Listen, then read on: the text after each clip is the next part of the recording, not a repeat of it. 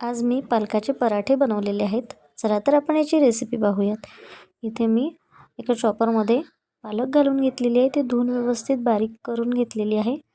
त्यामध्ये कांदा घातलेला आहे.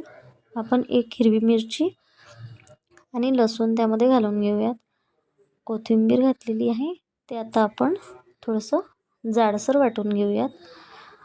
बघू शकता आधीच्या जमान्यामध्ये मिक्सर वगैरे नव्हते, तर आपली आई जी होती ती आपल्याला कापून वगैरे असंच पालकाचे पराठे बनवून देत होती. त्या पद्धतीने बनवूयात. इथे मी 1 चमचा धने पावडर, थोडी जिरे पावडर, मीठ चवीनुसार आणि आता आपण यामध्ये थोडी हळद घालून घेऊयात. हे व्यवस्थित मिक्स करून घेऊयात. यामध्ये आता आपण गव्हाचं पीठ घालून घेऊयात आणि आपल्याला व्यवस्थित हा गोळा मिक्स करायचा आहे. मिश्रण व्यवस्थित मिक्स करून घ्यायचं आहे.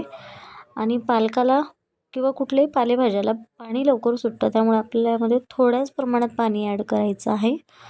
बघू शकता मी एकदम थोडंच पाणी इथे घातलेलं आहे आणि याचा आपण गोळा व्यवस्थित मळून घेतलेला आहे. बघू शकता. आता याचे आपण छोटे छोटे गोळे बनवून घेऊयात. अशा प्रकारे बघू शकता. आता आपण हे लाटून घेऊयात. तव्यावर तेल घालून घेऊयात आणि आपला जो लाटलेला पराठा आहे तो आपण तव्यावर घालून घेऊयात. आणि वरून सुद्धा आपल्याला यामध्ये तेल सोडायचं आहे तव्यावर, पराठ्यावर. आणि आपल्याला दोन्ही साईडने व्यवस्थित हा परतून घ्यायचा आहे, भाजून घ्यायचा आहे व्यवस्थित. बघू शकता किती छान आपला पराठा दिसतो आहे. दोन्ही साईडने व्यवस्थित परतून घेतला आणि आपला पराठा आता बघू शकता इथे किती छान कलर आलेला आहे आणि किती सुंदर दिसतोय आणि टेस्टी खूप खूप मस्त लागतोय.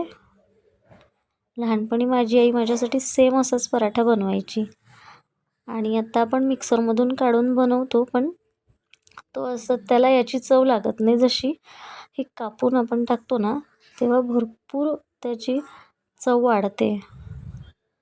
व्हिडिओ आवडल्यास व्हिडिओला लाईक करा, चॅनलला सबस्क्राईब करा. धन्यवाद.